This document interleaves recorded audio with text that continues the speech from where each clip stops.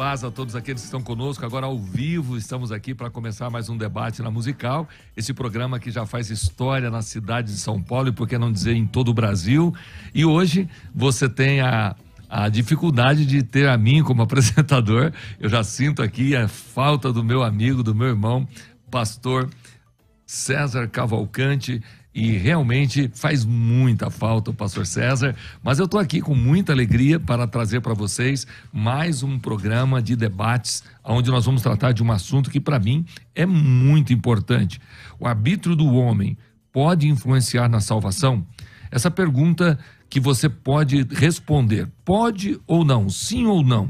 E você pode chamar aqui na enquete do dia, através do Instagram, @FM Rádio Musical, ou no WhatsApp, Rádio Musical WhatsApp da Musical, que é 984849988, tá aí na sua tela para quem está nos assistindo.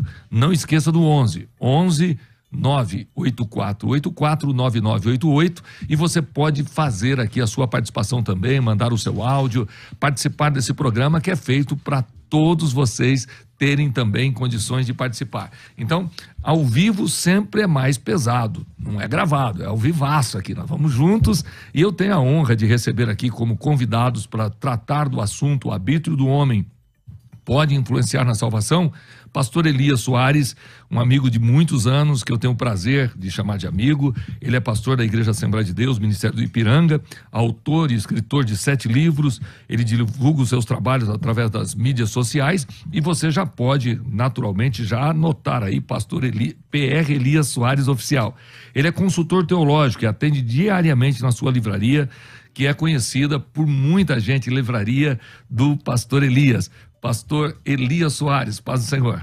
A paz do Senhor, pastor João Barbosa. É um prazer imenso poder estar juntamente com um amigo, como ele já disse, de muitos anos, irmão na fé.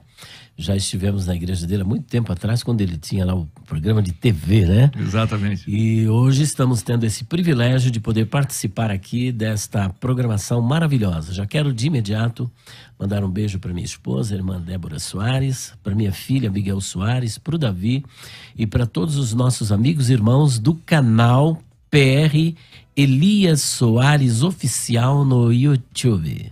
Oh, gostei, o YouTube. Yes. E do outro lado da mesa nós temos aqui a alegria de receber o pastor Ricardo Fukuzawa. Tem que ser Fukuzawa, tem que ser bom para falar.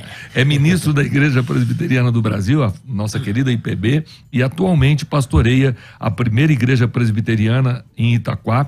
É professor do Instituto Presbiteriano Alto do Tietê há 5 anos na disciplina de Educação Cristã. Também é licenciado em Pedagogia, é bacharel em Teologia pelo Seminário Presbiteriano Reverendo José Manuel da Conceição, mestre e doutorando em Letras pela Universidade Presbiteriana Mackenzie. E é muito, muito bom receber o pastor Ricardo aqui. Pastor Ricardo, tudo bem? Tudo bem, muito bom estar aqui. Fale um pouquinho mais próximo do microfone. Muito bom estar aqui, pastor Elias. Eu quero também agradecer a audiência, você que está nos ouvindo, nos carregando no carro, ouvindo em casa. Quero também mandar um abraço aí às igrejas presbiterianas do Alto Tietê, que com certeza devem estar também acompanhando o nosso programa. E eu fico muito honrado por poder estar aqui, para poder contribuir com um pouco da igreja presbiteriana ao vivo, nos debates, nesses círculos que nós precisamos sempre enriquecer, né? A ideia é que Deus deu pastores para que a igreja possa crescer. E nós, quando contribuímos para um debate de ideias, nós fazemos a igreja crescer, estamos cumprindo o mandato de Deus. E esse é o grande segredo, é nós entendermos que o debate é simplesmente para nós entendermos melhor, analisarmos as ideias, as visões, que somos todos grandes amigos, e muita gente quando pensa em debate pensa que é uma briga, e não é uma briga de forma nenhuma. Nós estamos juntos, às vezes temos pensamentos diferentes, interpretações diferentes, mas de maneira nenhuma deixamos de nos respeitar e de nos amar, deixamos de crer que nós estamos caminhando em direção aos céus. E eu quero começar aqui perguntando ao pastor Elias, que está conosco e sempre está aqui na Musical, já é conhecido de todos nós, uma pessoa que sempre está tratando com respeito ao reino de Deus, um grande estudante das Sagradas Escrituras, pastor Elias Soares. o arbítrio do homem pode influenciar na sua salvação? Logicamente que sim, ele pode. Quando tratamos de livre-arbítrio, por uma própria definição da teologia reformada calvinista, o livre-arbítrio é a capacidade de você agir ou fazer algo que seja contrário à sua própria natureza. Adão, por exemplo, foi criado com esse livre-arbítrio. Capítulo 2 de Gênesis, versículo 16 e 17, o Senhor propõe para Adão dizendo o seguinte: de toda árvore do jardim comerás livremente, mas da árvore do conhecimento do mal, dela não comerás, porque no dia em que dela comeres, certamente morrerás. Portanto, nós temos uma proposta de liberdade de escolha, e quando Adão pecou, ele pecou de tal maneira que o seu arbítrio foi totalmente comprometido. A gente chama isso de depravação total. Não houve uma área do homem que o pecado não atingiu. E atingiu, inclusive, também o seu arbítrio, que ficou comprometido em todas as suas áreas. Mas isso não significa que ele foi totalmente aniquilado, até porque Deus foi ao encontro de Adão. Nós, por exemplo, como arminianos, somos acusados de defendermos a salvação pelo livre-arbítrio, a salvação pelas boas obras, sermos semi-pelagianos ou sermos pelagianos. Não. Acreditamos que a iniciativa sempre está com Deus, mas da parte do homem existe uma resposta. Então, ao contrário da leitura calvinista, nós somos sinergistas. Eles são monergistas que entendem que tudo é da parte de Deus e o homem não tem nenhuma participação. Nós acreditamos que Deus toma iniciativa, mas você deve responder sim. Então eu acredito que o arbítrio, pela graça de Deus, a graça preveniente, ele foi reabilitado ali no Éden, de modo tal que o homem pode tomar decisões. Isso é tão verdade, por exemplo, que ele pode tanto influenciar para você ser salvo, como nós vemos, por exemplo, em Apocalipse capítulo 22, versículo de número 17, a oferta ela é dada pelo Espírito Santo e pela igreja chamando o pecador. E quem quiser, receba de graça da água da vida. E esse verbo quiser vem do grego telo.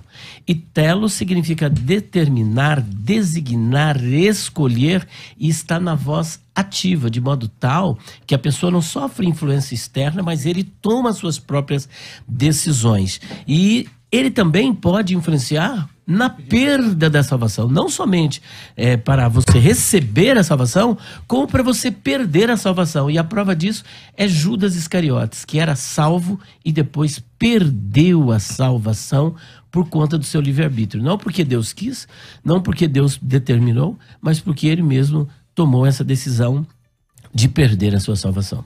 Bom, a sua colocação bem fundamentada, colocando a maneira que o senhor vê de maneira muito clara e naturalmente se afirmando como arminiano. Arminiano. Você tem uma defesa clara e para quem não está chegando aí agora, para quem não tem essa profundidade de conhecimento teológico, Armínio é um discípulo de Calvino que debate algumas das teses e é muito importante nós lembrarmos que o que nós estamos tratando aqui é com respeito à maneira de entender se o livre-arbítrio ou o arbítrio do homem pode influenciar na salvação. Então, numa forma muito simples, sim, pode interferir. Sim. O homem pode perder a salvação por sua decisão, é o que afirma aqui o pastor Elias Soares, e eu tenho aqui ao meu lado que vai trazer sua maneira de ver, sua colocação. Pastor Ricardo, o que o senhor nos diz? Muito bem. Eu queria, antes de explicar, só dar uma palavra para os internautas. Eu vi a página do nosso programa e gostei muito dos comentários dos últimos debates. E eu peço para vocês que estão acompanhando pela internet, tenham um pouquinho de paciência. Existem alguns conceitos que tanto o pastor Elias quanto eu iremos trazer que vão beneficiar a igreja. E a ideia é que a gente não exaure eles aqui, não tem como, mas que você possa pegar como semente. Por exemplo, eu só quero citar um momento histórico da igreja, a Nicéia, quando a igreja sofreu um grande problema com doutrinas. Em 325 houve o concílio de Nicéia e eles tiveram não a construção de textos bíblicos, não foi esse o produto da igreja em Nicéia, mas foi uma construção teológica, porque os textos bíblicos eles requerem interpretação. Então nós iremos citar textos aqui com entendimentos diferentes e você precisa ter paciência. Então tenha dúvida, pesquise, ou talvez pode deixar na página para depois a gente dar uma olhadinha e poder ajudar. Essa é a primeira coisa. Segunda, nós vamos tratar aqui, segundo o entendimento presbiteriano, de 2 temas. Um é o arbítrio e o outro é a salvação. Os presbiterianos, eles entendem um pouco diferente. Existe uma certa confluência entre eles se comunicam, mas o entendimento presbiteriano é de que o arbítrio é uma coisa. E quando você estuda um pouco sobre o arbítrio, a gente vai tentar entrar aqui de uma forma, eu acho que interessante, o presbiteriano entende o arbítrio linkado à humanidade. Então, quando você pergunta ao presbiteriano, existe livre-arbítrio? Ele vai responder de que humanidade estamos falando. Da humanidade de Adão, da humanidade caída, da humanidade que recebeu a graça em Cristo, ou da humanidade glorificada. Então, desta maneira. E a salvação, ela tem dono. Então, a gente vai tentar conversar disso de uma forma muito civilizada aqui, tentando construir isso, tá bom? O pastor Ricardo nos trouxe um pouquinho da visão que ele tem sobre o arbítrio e não nos posicionou diretamente. Eu vou voltar a perguntar, pastor. O arbítrio do homem pode influenciar na salvação? Não, porque a salvação pertence a Deus e é Ele que vocaciona, Ele que chama e é Ele que concede a salvação. Então, parafraseando meu colega aqui ao lado, nós somos monergistas, e aí eu vou explicar um pouquinho mais acerca disso, mas eu preciso dizer que não. Inclusive, a própria formação da frase, ela meio que ela influencia um pouco, né? Porque a ideia daqui é que o arbítrio do homem pode influenciar a salvação e já está linkado com os 2 juntos. Então eu já saio um pouco prejudicado no debate aqui com os irmãos, mas os irmãos, como são a maioria, vão com certeza me ajudarem aqui. Então, mas eu quero que o senhor tenha toda a liberdade, porque nós estamos aqui abertos para ouvir, para aprendermos juntos, porque na sua afirmação, eu me lembrei aqui do pastor César Cavalcante, quando ele me diz, mostra o texto. Vamos fazer isso. Vamos lá. Sobre a salvação, o senhor tem clareza que sim, que o homem não pode influenciar na sua salvação através do seu livre-arbítrio. Se ele é salvo uma vez, salvo para sempre. Se ele não é salvo, não adianta ele insistir, é isso? Exatamente. Para ser um pouquinho mais claro, como foi pedido, o homem, atualmente, dispensação, ele não possui livre-arbítrio. Então, não tem como alguma coisa que ele não tem influenciar a salvação. Entende? Certo. O que o senhor me diz, pastor Elias? Como eu já pontuei, eu apresentei alguns textos mostrando que esse livre-arbítrio ele foi restaurado. Nós não entendemos que o livre-arbítrio do homem, ele é, digamos assim, pleno como era na época de Adão. Adão tinha um livre-arbítrio pleno, porque ele não conhecia o pecado, não tinha uma velha natureza. Hoje o homem, ele conhece o pecado, ele tem uma velha natureza, mas isso não significa necessariamente que ele não possa responder ao chamado divino. E a prova concludente, cabal, incontestável, insofismável, irrefragável, indubitável, desta verdade absoluta e dessa nossa assertiva, nós podemos concluir a partir do texto de Gênesis, capítulo 3, versículo 8. Adão, depois do pecado, perceba que é o que nós defendemos e continuamos. O homem não busca Deus, o homem não realiza sua salvação, e isso parte de Deus, mas o homem precisa responder afirmativamente. Então, quando Deus vem ao encontro do homem, o que é que Adão responde?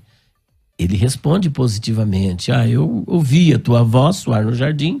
Se partimos do pressuposto de que ele estava morto em seus delitos e pecados absolutamente, que ele não foi restaurado com a chegada de Deus, ele não poderia... Só um minutinho, sim. Interrompendo, ele até o momento não tinha sido restaurado. Nesse momento que ele ouve a voz, ele ainda está totalmente distante da restauração. Deus, quando vem ao encontro dele, já vem com um propósito de restauração.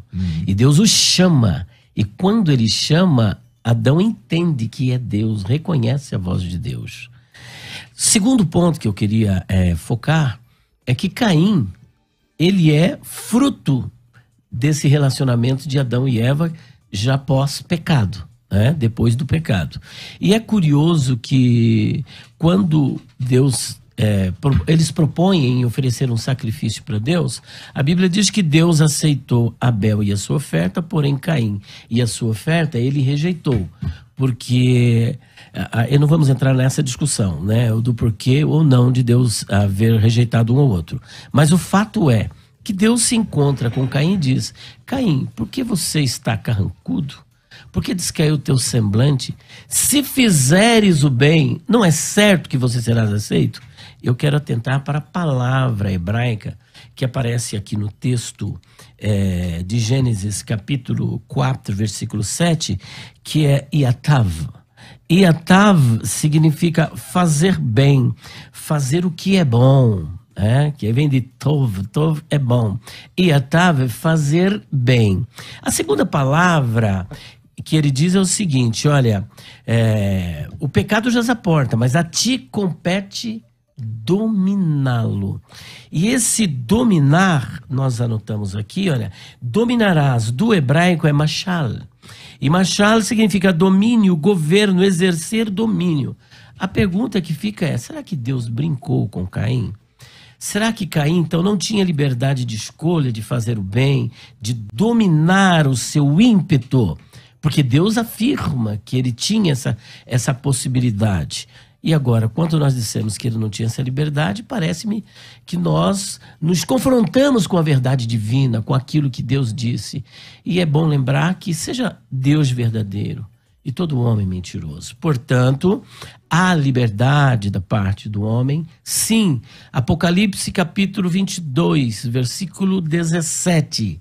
Se quiser, você receberá da água da vida. O verbo grego é telo, é querer, na voz ativa, tomar decisão, poder de escolha. E tem outros textos que nós vamos também tentar construir a partir do texto grego e a partir do texto hebraico, mostrando esta liberdade, que realmente há uma sinergia da parte do homem, que se essa sinergia não houver, esta salvação pode ser perdida ou ela não poderá ser ganha. Pastor Ricardo? Muito bem, muito boa exposição. Eu acho que eu concordo com Elias em parte, e acho que é interessante, ele já sabe qual que é a parte de Adão pecou, mas o nosso entendimento é que quando Adão pecou, ele morreu, na verdade. Houve uma morte espiritual, porque o entendimento da morte espiritual para nós é que houve a quebra de relacionamento com Deus. Então, todo homem morreu naquela situação. E desde então, o homem ele não tem mais o livre-arbítrio, porque aí eu tenho alguns textos, como minha memória já falha um pouco, eu tive que trazer aqui anotado, tá bom? Por exemplo, existem vários textos, para não cansá-los, vou citar apenas alguns que eu creio que sejam mais eloquentes nesse momento. Por exemplo, 1 Coríntios 2,14. Ora, 1 Coríntios 2,14. 2,14. Isso. Ora, o homem natural não aceita as coisas do Espírito de Deus, porque eles são loucura e não pode entendê-las, porque elas se discernem espiritualmente.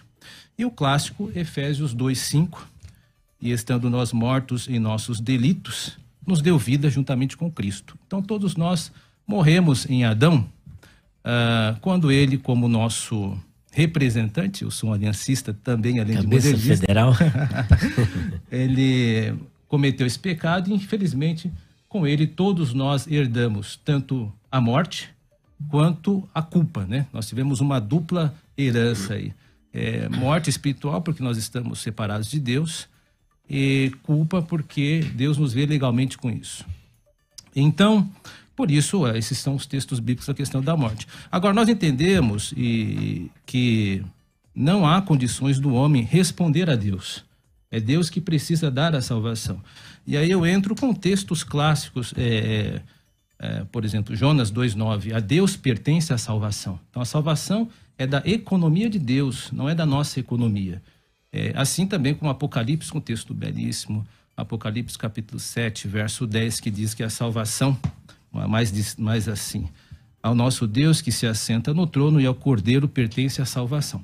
Então o entendimento presbiteriano, ouvinte, internauta, é este: o homem, em Adão, ele tinha o livre-arbítrio, isso nós conseguimos andar junto com o nosso irmão Elias aqui, mas o ponto de divergência, respeitosa divergência, é que para o presbiteriano a morte se instalou ali. E aí vou usar uma analogia que me permite, né, a morte, né? O morto ele não responde. Não estou apelando argumentativamente, mas a retórica é de uso de todos, né? É verdade. Então, O morto, ele não consegue responder, ele não vai responder, ele precisa ser ressuscitado por Cristo, para que ele possa, então, responder. O homem, ele é passivo em relação à salvação. Veja, e aí há vários textos que nós podemos, mas mais uma vez eu alerto você está conversando com um presbiteriano, então por trás de mim, na minha mente, existe um enquadramento teológico, assim como na mente do nosso irmão Elias. Você vai precisar entender a nossa construção teológica aqui. O que eu estou tentando demonstrar é que a humanidade ela é passiva em relação à salvação. Ou seja, por exemplo, João 6,44, só para ficar nesse texto, para não estender uma lista. Ninguém pode vir a mim se o Pai que me enviou não o trouxer, e eu o ressuscitarei no último dia. Então esse é o pensamento presbiteriano. Em linhas gerais, o homem está morto. O homem teve livre-arbítrio? Teve, em Adão. Ponto, isso a gente consegue fechar. A partir daí, o homem não tem mais o livre-arbítrio porque ele está em estado de morte. Ele precisa ser despertado por Cristo, por meio da regeneração, e aí então ele é dotado da habilidade de responder a Deus. Até então é passivo. Então a ideia de que o homem, que a salvação pertence a Deus, é que se Deus não nos despertar, se Deus não nos trouxer, não fazer com que a sua voz seja ouvida, nós por nós mesmos não ouviríamos.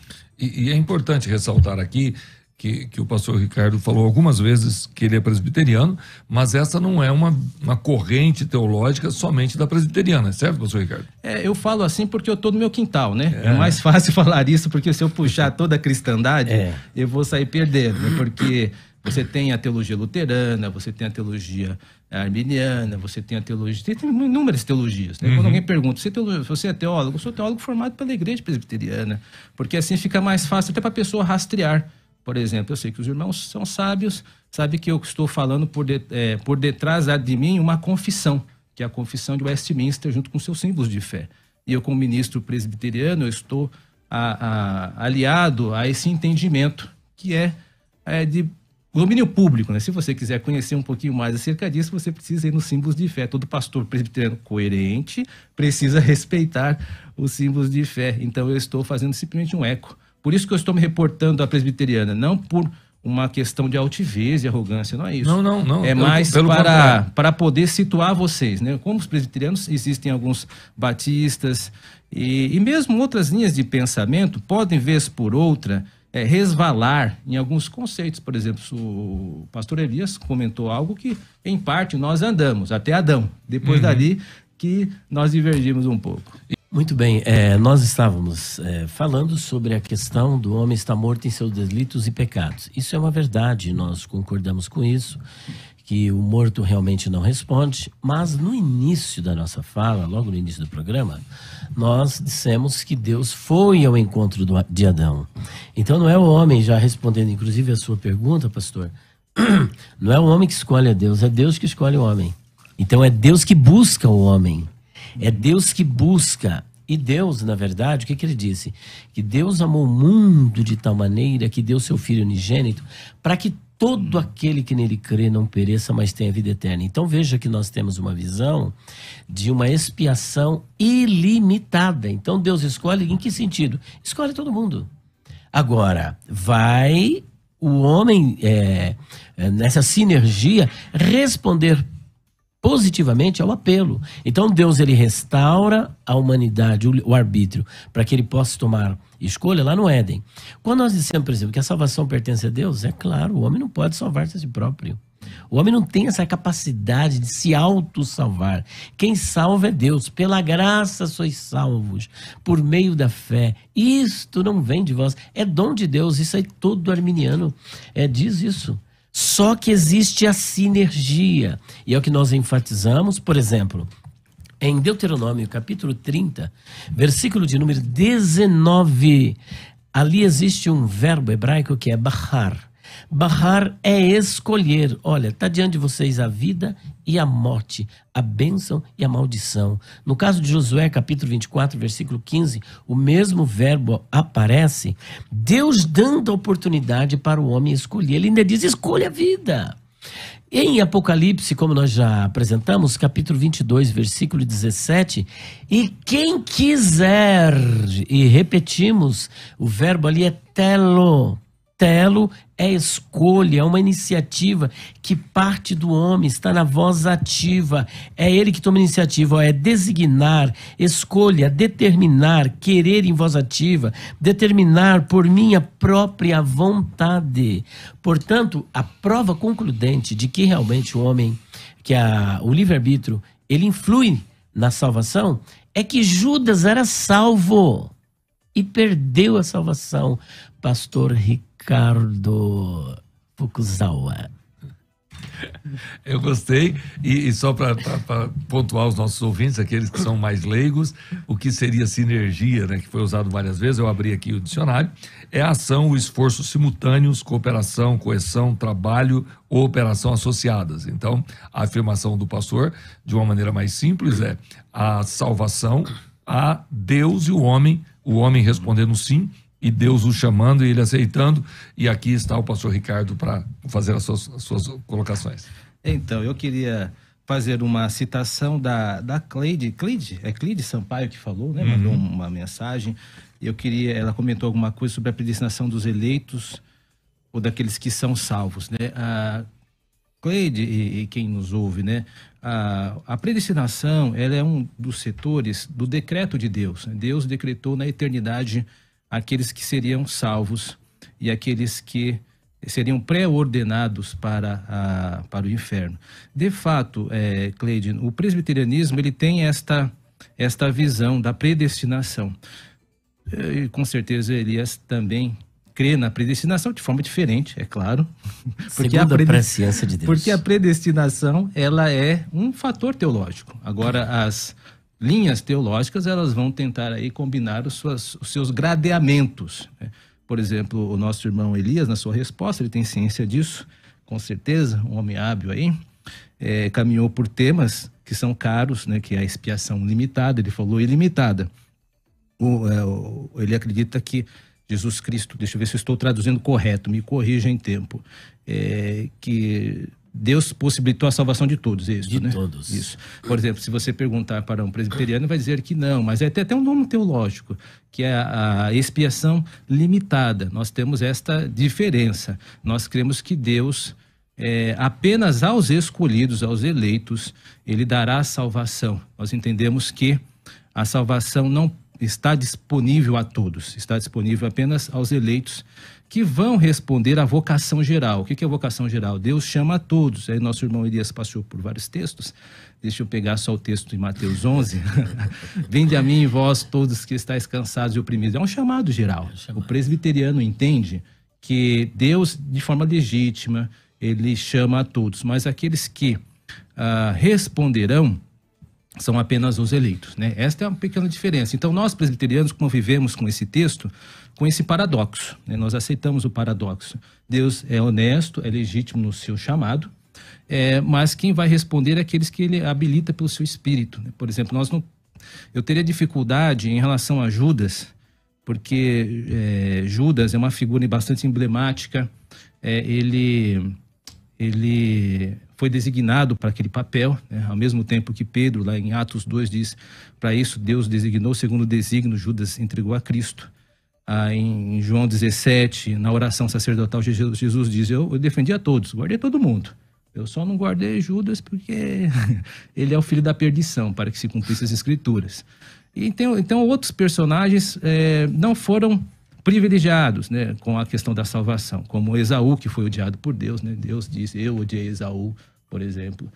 Tem a questão de Judas, tem a questão de outros personagens que vão surgir para demonstrar o desagrado divino, como Faraó, Caim, que é chamado filho do maligno. Então, esses nós não entendemos que foram salvos em nenhum momento. Eles podem ter apresentado alguns traços comuns dos salvos, que isso é possível. Tem a parábola da semeadura, que fala que as pessoas que ouvem a palavra ficam contentes, a beça, mas aí eles acabam se apostatando, né? Então é assim que o presbiteriano entende, minha querida Cleide. Eu espero não ter tomado muito tempo. Não, nós estamos aqui para ouvi-lo. Elias. Muito bem, pastor. A Bíblia não disse que Jesus não guardou as Judas. Olha, vamos ler o texto?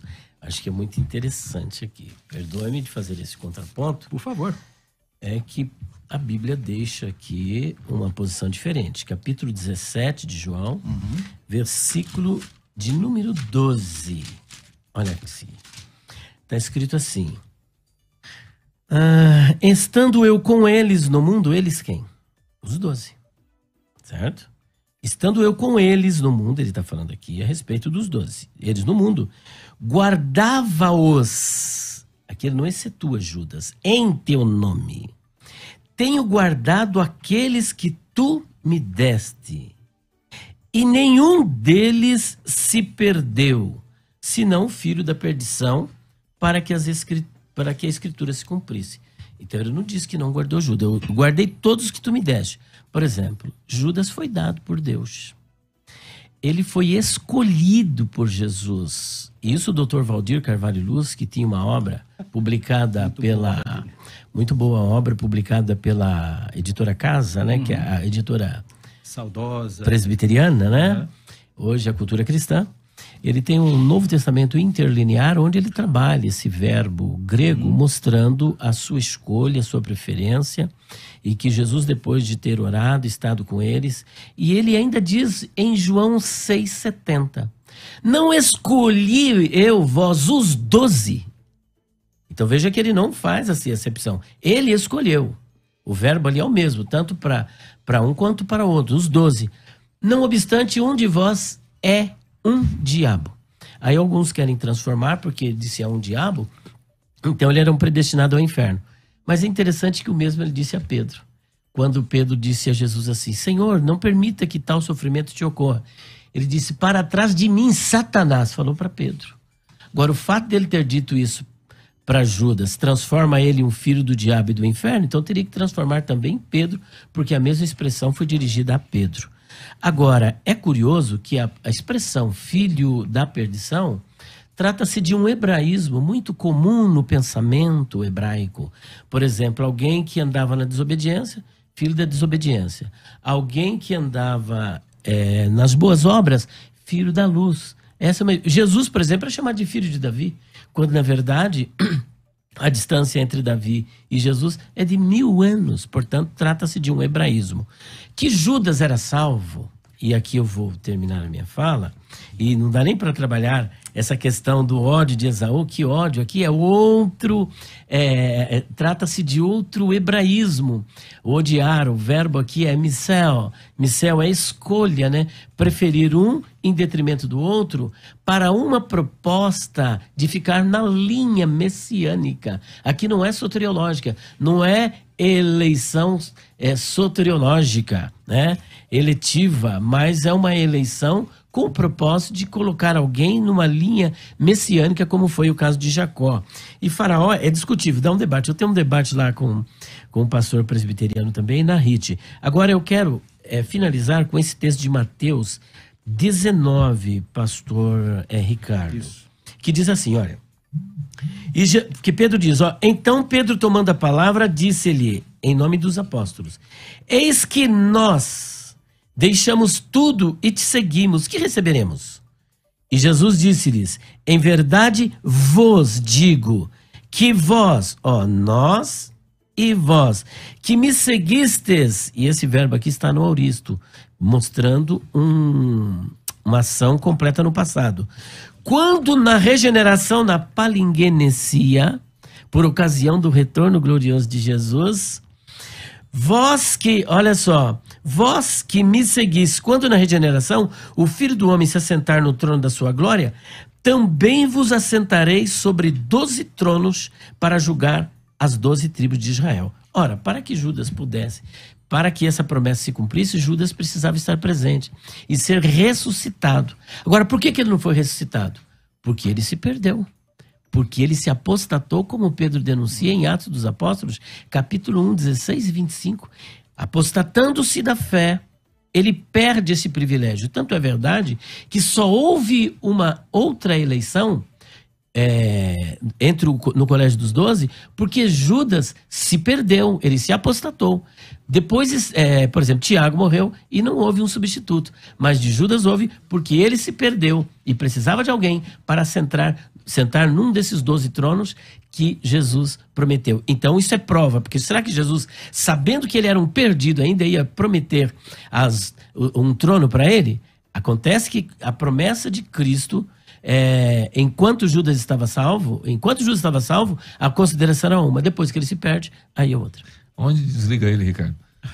Não, eu vou deixar o Elias falar, porque um momento atrás ele foi muito respeitoso e deixou eu falar também. Eu preciso muito interrompê-los, tá aí o debate bem colocado, a posição do pastor Ricardo é muito clara, muito fundamentada. Eu quero agradecer de coração a sua maneira tão sábia, tão elegante de se posicionar. Obrigado. Parabéns ao pastor Elias pelo seu conhecimento profundo daquilo que fala, e nós ficamos aqui diante da situação de a resposta ficar muito clara para uns e muito clara para outros. Agora, a definição é nossa. Nós estamos aqui num debate, aprendendo. O tema achei muito, muito interessante. Está aqui, o arbítrio do homem pode influenciar na salvação? Sim ou não? Você ouviu 2 grandes mestres tratando sobre esse tema muito claro.